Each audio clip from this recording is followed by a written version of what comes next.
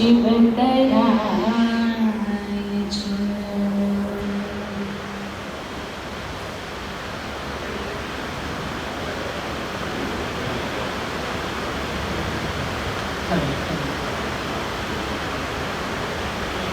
આજના આ દુઃખદ પ્રસંગ પર આપણે સૌ મળ્યા છીએ. સન્માનીય દિવંગત આત્મા સ્વર્ગસ્થ કિશોરભાઈ ભગત આજે આપણી વચ્ચે નથી. અચાનક એમની વસમી વિદાય આંખો ભીની કરાવી ગઈ છે. આપણે સૌ પરિવારજનો આપણા વચ્ચેથી વિદાય થઈ દિવંગત આત્માને શ્રદ્ધાના સુમન અર્પણ કરવા ગતિશીલ છીએ. મૃત્યુનો અવસર અતિ દુઃખદ સમજ્યો છે આપણે સૌએ. મિત્રો, આજે એમની શ્રદ્ધાંજલિ સભા છે. એમનો ભગત પરિવાર, એમનો શાસ્ત્રા પરિવાર તેમજ સૌ સ્નેહીજનો એમના વિષાદમાં છીએ.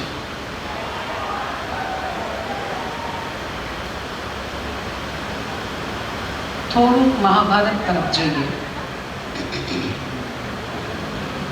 તો યોગીરાજ શ્રી કૃષ્ણ અને પાર્થ અર્જુન આપણને બધાને ખ્યાલ છે કે એમના મહાભારતના કાળમાં કેવી ઘટનાઓ ઘટી અને એને આપણે ઇતિહાસ રૂપે આપણા જીવનમાં અત્યારે વર્તમાનમાં સમજવાનો પ્રયાસ કરીએ. આપણા પાટીદારવાડીમાં જ અહીંયા અર્જુન અને યોગીરાજને આપણે જોઈ રહ્યા છીએ. એમની સામે એમના દાદા, એમના પિતા અને બધા પરિવારજનો, ગુરુજનો સામે છે અને યોગીરાજ એમને કહે છે કે બાણ ઉઠાવ, અને બાણ ઉઠાવવાની ઈચ્છા એને થતી નથી, એને યોગ્ય લાગતું નથી. બહુ સંવાદ ચાલે છે બંને વચ્ચે અને પછી મિત્રો વાત સમજવા જેવી છે કે જ્યારે યોગીરાજ શ્રી કૃષ્ણએ એમ કહ્યું ને કે હે ભારત, હે પાર્થ, હું તને જે આત્માની વાત કરું છું આ વાત વેદની વાત છે. મારા શ્વાસ અને મારા પ્રશ્વાસમાં વેદ છે અને એ વેદથી હું તને સમજાવી રહ્યો છું કે સામે જે તારી સામે યોદ્ધાઓ છે, પરિવારજનો છે, એના આત્માને નથી મારવાનો. આત્મા નહીં મરે પાર્થ. જે શરીરરૂપી સાધનથી આસુરી પ્રવૃત્તિઓનો ફેલાવ કરી રહ્યા છે એ આસુરી પ્રવૃત્તિઓને મારવી છે. તો યોગીરાજ જે વાત સમજાવે છે આપણે પણ પાર્થ બનીને સમજીએ કે આત્મા ભાઈ સન્માનીય કિશોરભાઈ આપણી વચ્ચેથી અદ્રશ્ય ચોક્કસ છે. જે શરીરના રૂપમાં આપણે એને જોતા હતા, એની સાથે વાતચીત કરતા હતા, એના સંસ્મરણો છે આપણી સાથે, એની મીઠપની વાતો હોય અને ખાસ કરીને પરિવારજનોને ઘણા સંભારણા હોય, તો એ શરીરથી આપણી વચ્ચે નથી. વાત સાચી છે, શરીરથી નથી. પંચ મહાભૂતથી જે શરીર બન્યું અને એ શરીર સંસ્કાર વિધિ પ્રમાણે નામકરણ એનું થયું અને એ શરીરને, એ જીવાત્મા સાથે એ શરીરને કિશોરભાઈ કરીને સંસાર સમાજ એને બોલાવતો હતો. એ પંચમહાભૂતમાં શરીર વિલીન થયું. આત્મા બીજે ક્યાંક ગોઠવાયું છે. મિત્રો, જ્યારે આપણા નિકટમાં આવી ઘટનાઓ ઘટે ત્યારે આપણે વધારે ચિંતન કરતા હોઈએ છીએ, વધારે મનન કરતા હોઈએ છીએ. ત્યારે મારા મનમાં એક દિવસ એવો વિચાર આવ્યો કે આપણું આપ્તજન આપણાથી શરીરથી અદૃશ્ય છે, પણ આવડો મોટો સંસાર છે, એ સંસારમાં છે તો એ જ સંસારમાં હવે આપણે એને ઓળખી નહીં શકીએ, અથવા એને કયું શરીર મળ્યું છે, એને કયો દેશ મળ્યો છે, એ આપણને ખબર નથી. આ વાત સહજતાથી અને સરળતાથી કેમ સમજી શકાય? તો આપણે ટ્રેનનો દ્રષ્ટાંત લઈને સમજીએ. કારણ કે આપણા સમાજમાં, આપણા પરિવારમાં, સંસારમાં આવા મૃત્યુની ઘટનાઓ જ્યારે જ્યારે ઘટે ત્યારે ત્યારે આપણે હજી મૃત્યુ સુધી નથી પહોંચ્યા, તો એના પહેલાં આવા અવસર આવે ત્યારે મૃત્યુનો એક પોઈન્ટ તો સમજવો અને એના ઉપર વિચાર કરવાનું ચોક્કસ કરવું જોઈએ. કારણ કે મૃત્યુ ગમે ત્યારે આવી શકે છે. તો આપણી વાત હતી કે ટ્રેનમાં આપણે બે વ્યક્તિ જઈએ છીએ અને એકની ટિકિટ સાથે બંનેની સાથે નથી ટિકિટ, તો એ કોઈક બીજા ડબ્બામાં છે. તો ત્યારે આપણે આખી કચ્છ સુધીની સફર કરીએ તો આપણા મનમાં શું સાંત્વના છે કે મારી સાથે જે વ્યક્તિ છે એ છે તો આ ટ્રેનમાં છે. બરાબર મિત્રો, આ દ્રષ્ટાંત બહુ જ અંદરથી સ્પર્શ કરશે કે તો આપણે આપણી આખી સફર કચ્છ સુધીની કરીએ છીએ તો આપણા માઇન્ડમાં એમ છે કે છે તો આ ટ્રેનમાં જ અને ઉતરશું, મળશે. તો આ વસ્તુ જે મરણની છે ત્યાં આપણને બીજી વાર મળે કે ન મળે, પણ આપણને અંદરથી એ આત્મા, આ જે ઈશ્વરે સંસાર બનાવ્યું છે, સૃષ્ટિ બનાવી છે, એમાં જ છે. બસ. તો હવે આપણું જીવન, આ પરિવારનું જીવન, આ પુષ્પાબેનનું જીવન, એમના સુપુત્રો, હિનાબેન, આ બધા કઈ રીતે હવે આપણે એ વ્યક્તિના સાનિધ્ય વગર હવે આપણે જીવનને આગળ વધારવું છે. તો એની સ્મૃતિઓ, એના સંભારણાઓ, એની મીઠ, એના જે પણ આપણી સાથે છે સ્મૃતિઓ, એને યાદ કરીને આપણે જીવો. પણ દરેકને મૃત્યુનો ભય છે. કોઈના ઘરમાં બહુ મોટી ચોરી થઈ તો આપણા ઘરમાં થશે તો એવો ભય છે. કોઈને ગોળી લાગી ગઈ તો મને ક્યારેક એવી ગોળી લાગશે તો શું થશે? આખો સંસાર ભયભીત છે. પણ આપણા શાસ્ત્રો, આપણા વેદ બધા સમજાવે છે કે તમે આ જીવન સંગ્રામ છે એમાં જીવન જીવો, પણ તમારી સાથે કવચ રાખો. જેમ યોદ્ધા યુદ્ધ કરે સંગ્રામમાં તો હાથમાં ઢાલ હોય ને, એક હાથમાં તલવાર હોય ને એક હાથમાં પોતાની રક્ષા કરવા માટે ઢાલ હોય, અને ઢાલથી પોતે સુરક્ષિત થવાનો મહેસૂસ કરે. તો આવું આપણું કવચ કયું હોઈ શકે? દુઃખના પ્રસંગોમાં, સુખના પ્રસંગોમાં આપણે કઈ રીતે આપણા જીવનને સુવ્યવસ્થિત રીતે આગળ વધારી શકીએ? તો આપણા વેદો કહે છે કે ઈશ્વર જે છે, બ્રહ્મ જે છે, એ બ્રહ્મરૂપ ઈશ્વરને આપણે આપણું કવચ બનાવી લઈએ, એને સાથે રાખીએ, એનું ચિંતન મનન હોય, ઈશ્વર પ્રણિધાન હોય, તો આપણે આ નાના મોટા આવતા જીવનના દુઃખોને જીરવી જઈએ. તો આવું આજની શ્રદ્ધાંજલિ સભામાં આપણે ઈશ્વરનો સથવારો લઈએ. આ દુઃખનો પ્રસંગ તો છે જ, બરાબર? તો આપણે ઈશ્વરના શરણમાં જઈએ, ઈશ્વરને યાદ કરીએ. ઈશ્વર આપણા આ સંસારની અંદર મિત્ર છે, એ મિત્ર સાથે આજે સંબંધ બરાબર છે, કાલે બરાબર ન હોઈ શકે. આજે એ ઉપસ્થિત છે, કાલે સંસારમાં ન હોઈ શકે.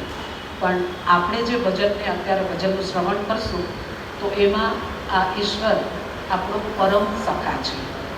પરમ સખા છે. પરમ શબ્દનો અર્થ બહુ ઊંચેલો છે, બહુ મજબૂત અર્થ છે પરમનો. એનાથી ઉપર કાંઈ ન હોઈ શકે. પરમ. તો આ સંસારમાં મારો, તમારો, આપણો બધાનો સખા, પરમ સખા ઈશ્વર છે. તો આપણી દીકરી પ્રાચીબેન દિવાણી અને નેહાબેન પોકારના કંઠથી આગળ ભજનની શ્રૃંખલાનું શ્રવણ કરશું. પ્રભુ મેરે પરમ સખા. हे प्रभु मेरे परम सखा मेरे परम सखा. हे प्रभु मेरे परम सखा मेरे परम सखा. तुम ही बंधु हो, तुम ही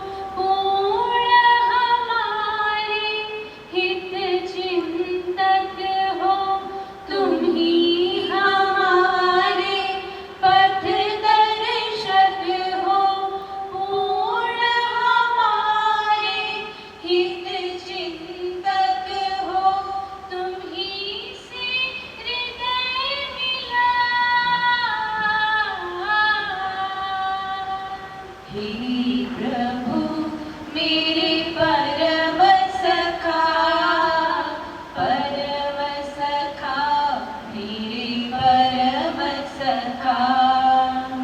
हे प्रभु मेरे परम सखा, परम सखा, मेरे परम सखा।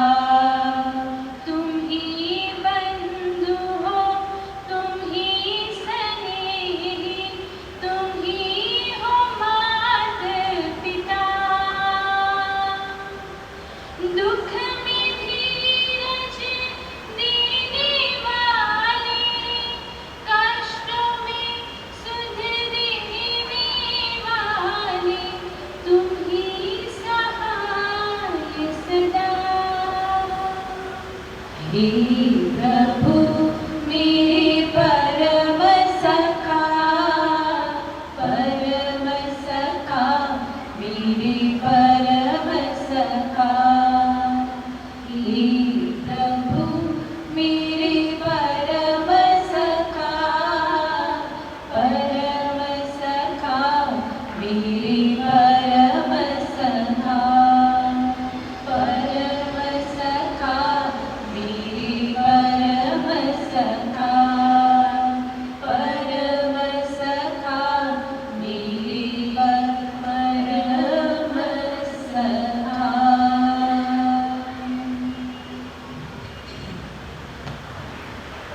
ઈશ્વરના સાનિધ્યમાં જઈને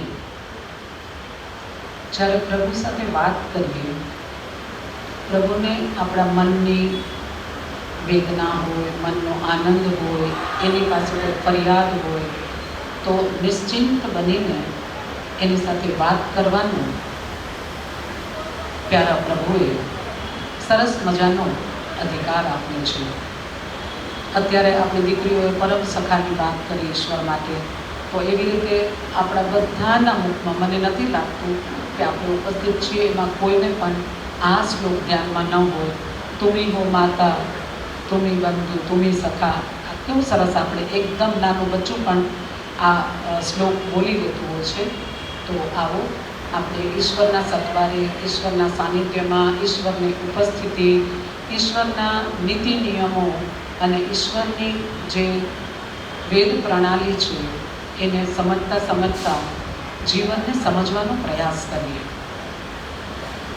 આહાર નિદ્રા ભય મૈથુનાંચ સામાન્ય મેં તત્ પશુની નરાણામ ધર્મો હિ તેષામ અધિકો વિશેષો ધર્મેન હીના પશુભી સમાન. આ શ્લોક પણ આપણને પરિચિત છે, પણ આપણી ભારતીય આ સરસ મજાની પરંપરા કે ઘરમાં દુઃખદ અવસર આવે તો બધા સાથે મળીને આજનું વિજ્ઞાન, સાયકોલોજી અને શાસ્ત્ર આ બધાનો સથવારો લઈને જે આ રીતના અવસરો આપણે કરતા હોઈએ એમાં ઘણું બધું બળ મળે, ઘણી બધી વૃત્તિઓને ફરી સમજ મળે અને ઈશ્વર સાથેનો સંબંધ નિકટ થતો જાય.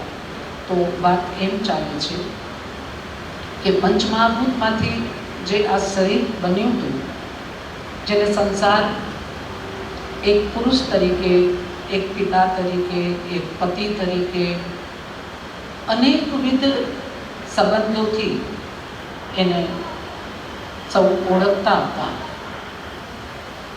અને આપણું પણ આ જ પંચમહાભૂતથી બનેલું શરીર. મિત્રો, આપણને એમ આપણે વાતોમાં એમ કહેતા હોઈએ છીએ કે આપણને શરીર મફત મળ્યું છે ને એટલે એની કાંઈ કિંમત નથી, એમ કહીએ છીએ ને. પણ આજે આ વસ્તુને સમજીએ કે આપણને મફતમાં આ શરીર મળ્યું નથી.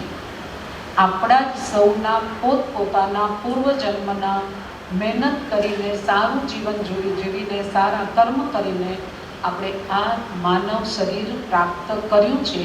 એ આપણા જ સ્વયંના પુરુષાર્થનું આ પરિણામ છે. તો 5 જ્ઞાનેન્દ્રિય, 5 કર્મેન્દ્રિય, મન અને કેટલું સરસ સ્થૂળ શરીર, સૂક્ષ્મ શરીર, કારણ શરીર, આ બધાના કોમ્બિનેશનથી આપણે બધા આપણા આત્માની ઉન્નતિ કરવાનો આપણે પ્રયાસ કરવો ઘટે.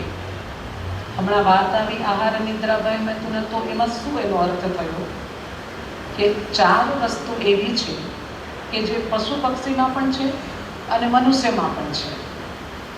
એ લોકોએ ભોજન કરે, આપણે પણ કરીએ, એ લોકો પણ સૂઈ જાય, રાત પડે, આપણે પણ સૂઈ જઈએ, એ લોકો પણ બહુ ફૂટે, કોઈ એવો અવાજ આવે અથવા તો કોઈ ઘટના ઘટે તો એને પણ ભય લાગે, આપણને પણ ભય લાગે, એ લોકો પણ સંતાન નિર્માણ કરે, આપણે પણ સંતાન નિર્માણ કરીએ. તો આ 4 વસ્તુ તો સરખી થઈ ગઈ. હવે એના માટે આપણામાં એવો કે શું ફરક છે જે ફરકથી આપણને સૌભાગ્યશાળી સમજી શકીએ? તો આપણને બુદ્ધિ વિશેષ, ધર્મ એટલે અહીંયા આપણે બુદ્ધિ કહીએ અને બુદ્ધિથી આપણે ધર્મયુક્ત જીવન જીવીએ અને એ જીવીને આપણે આત્માની, આપણી સમાજની, પરિવારની ઉન્નતિ કરીએ. ઠીક છે? તો આ બહુ પુરુષાર્થ પછી મળેલો જે અવતાર છે મનુષ્યનો, એ અવતારની આપણે કિંમત જાણીએ. ઘણા બધા આગળ ઉદાહરણ આવશે ત્યારે આપણને ખ્યાલ હોવા છતાં ફરીને ખ્યાલ કરશું અને આપણે અંદરથી એક નવા સંકલ્પ સાથે આજે આપણા જીવનને ફરીથી શરૂઆત કરશું. તો આપણે આપણી દીકરીઓને નિવેદન કરીએ છીએ કે આવો સરસ મજાનો અવતાર આપણને મળ્યો છે, મનુષ્ય અવતાર. તો ભલે ઘડી મળી શકે, પણ જો આ જન્મમાં આપણે એનો બહુ જ સારી રીતે ધર્મ સાથે જીવન જીવ્યા હોઈએ તો ફરીથી આપણને મનુષ્ય જન્મ, એના ઘણા બધા નિયમો છે શાસ્ત્રોમાં. અત્યારે આપણે આટલી જ ચર્ચા કરીએ કે આપણું બહુ જ મહામૂલો આ અવતાર છે. આ મનુષ્ય જન્મને માટીમાં ન રોડી નાખીએ, એને જેમ તેમ વ્યર્થ ન જવા દઈએ, એક પળનો સહી ઉપયોગ કરીને સમજીને જીવન જીવીએ. તો આવો એવો સંદેશો લઈને અવતાર માનવીનો કરીને નહીં મળે ભજન દ્વારા. અવતાર માનવીનો કરીને નહીં મળે, અવસર તરી જવાનો ફરીને નહીં મળે. અવતાર માનવીનો ફરીને નહીં મળે, અવસર તરી જવાનો ફરીને નહીં મળે.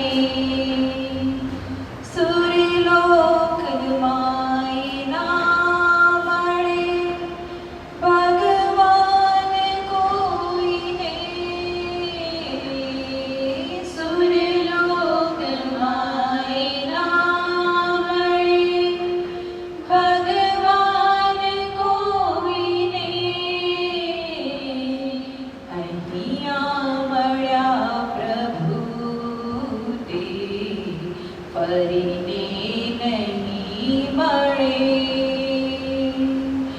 અવતાર માનવીનો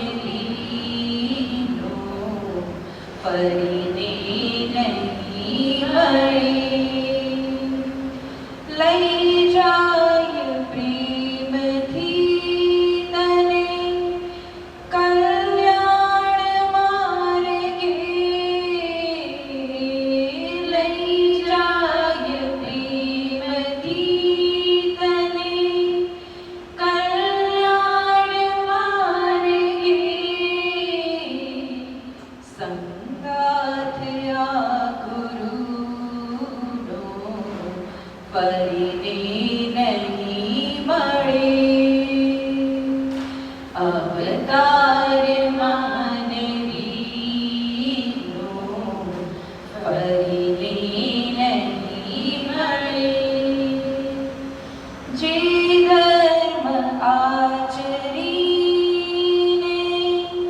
કરોડો તરી ગયા, જે ધર્મ આચરીને કરોડો તરી ગયા. આવો ધર્મ અમૂલો ફરીને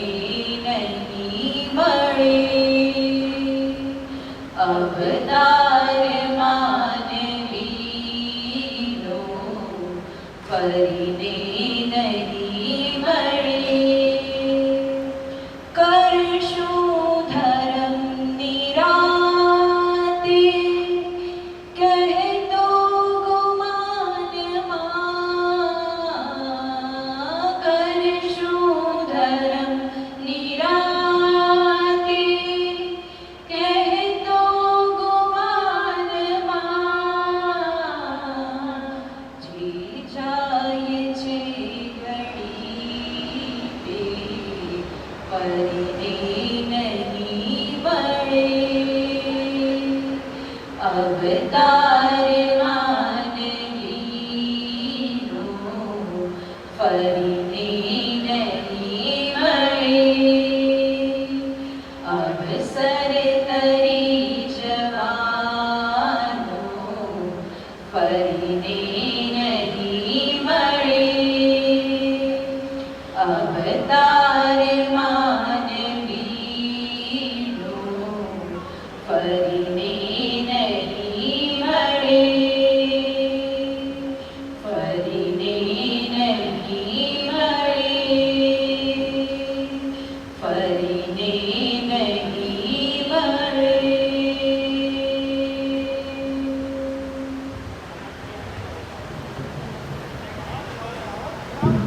પૂછો સંદેશ છે અવતાર માનવીનો ફરીને નહીં મળે. દ્રષ્ટાંત યાદ આવે છે. એક ખંડેર છે, બહુ જૂનું ખંડેર, જર્જરિત થયેલું છે. મિત્રો, એમના 108 દરવાજા છે. અંધ વ્યક્તિ ચાલતા ચાલતા એના મુખ્ય દ્વારથી અનાયાસ પ્રવેશ કરી લે છે. સૌ પરિચિત છો આ દ્રષ્ટાંતથી. આજે થોડું યાદ કરી લઈએ. અને હાથોનો સ્પર્શ કરતાં કરતાં આખા એ મહેલને, ખંડેર થઈ ગયેલા મહેલને હાથ ફરાવતા ફરાવતા 107 નંબરના દરવાજા સુધી પહોંચે છે. અને જ્યારે ફરીથી બહાર નીકળવાનો જે દ્વાર આવ્યું ત્યારે એને ખંજવાળ આવી. એની પગની રફતાર ચાલુ હતી અને ખંજવાળવા રહ્યો અને 108મો દરવાજો ચૂકી ગયો. હવે એને ફરીથી દેખાતું નથી. ફરીથી એને હાથોનો સ્પર્શ કરતાં કરતાં પાછા 107 દરવાજા પાર કરવા પડશે.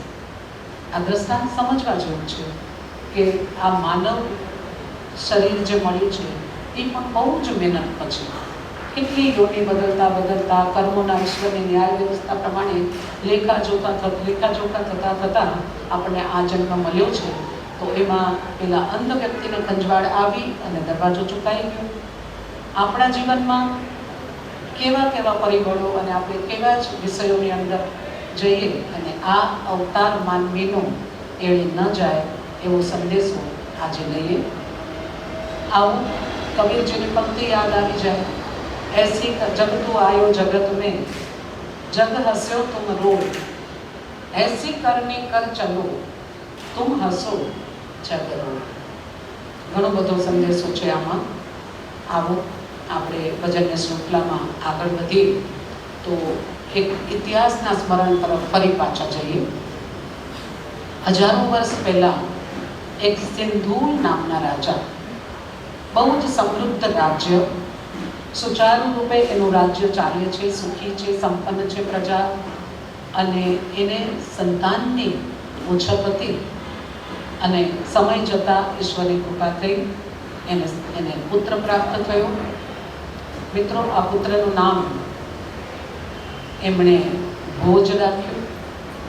એનો નાનો ભાઈ છે એ મુંજ છે. અને સમય જતાં આ સિંધુલ રાજાએ એનું રાજ્ય અને પુત્ર નાના ભાઈ મુંજને સોંપીને એને ભક્તિમાં એનું જીવન પ્રારંભ કર્યું. સમય જતાં એમનું મૃત્યુ થયું રાજા સિંધુલનું. અને એના મૃત્યુ પછી હવે રાજા મુંજ રાજ્ય કરે છે.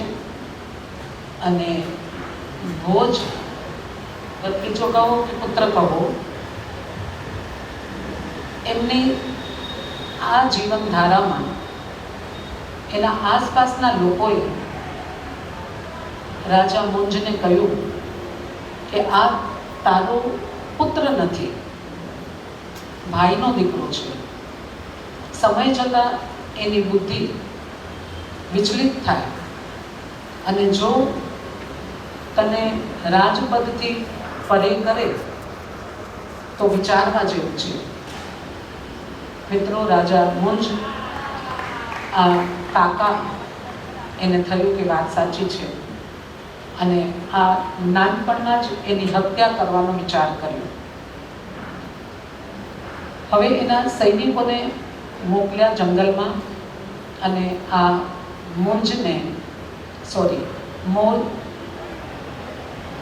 ભોજને મૃત્યુ તરફની તૈયારીઓ કરી જંગલમાં ગયા. અને આ બંને સૈનિકોએ ભોજને વાત કરી કે અમે તને મારવા માટે આવ્યા છીએ અને અમને રાજા મુંજનો આદેશ છે. કહ્યું એવું કે એમણે વાત કરી, એટલે વાત બહુ સમજવા જેવી છે કે જ્યારે આ વાત ખબર પડી કે મારું હવે મૃત્યુ નજીક છે અને મને હવે હમણાં જ આ સંસારથી દૂર થવાનું છે, તો કાકા રાજા મુંજને કાંઈક કહેવાનું મન થયું. એટલે મિત્રો, આ ભત્રીજાએ કાકાને કહ્યું કે મને કાંઈક લખવું છે, મને એની વ્યવસ્થા કરો અને હું મારા કાકાને 2 શ્લોક લખીને આપું છું, એ તમે એને આપી દેજો. અને પાન જંગલમાં તો ક્યાંથી શું થાય, એટલે પાન ઉપર એને વાત લખી. એમાં એને શ્લોકના રૂપમાં એનો અર્થ કહું છું અત્યારે, કે એને રાજા મુંજને કહ્યું કે હે રાજન, રામનો ગૃહ ત્યાગ, અર્જુનના વનવાસ, રાજા નલનું પ્રજાથી પતન થવું, લંકાનો રાજા રાવણનું જે થયું, તો કાલચક્ર છે એમાંથી કોઈ પણ બચી શકતું નથી અને કોઈ અમરપટો લખાવીને આવ્યું નથી. નંબર 1. પછી આ સંદેશ એના સૈનિકોએ વાંચ્યો, એને સમજ પડી અને એને વાત કરી કે અમે તને મારશું નહીં, અમને રાજાનો આદેશ તો છે. પછી અલંકાર એવા માંધાતા જે ચક્રવર્તી સમ્રાટ ક્યાં છે? ધર્મરાજ યુધિષ્ઠિર ચક્રવર્તી સમ્રાટ ક્યાં છે? જેને સમુદ્ર પર સેતુ બાંધીને લંકા નરેશને જે રીતે માત આપી, ક્યાં છે ઈ રામ?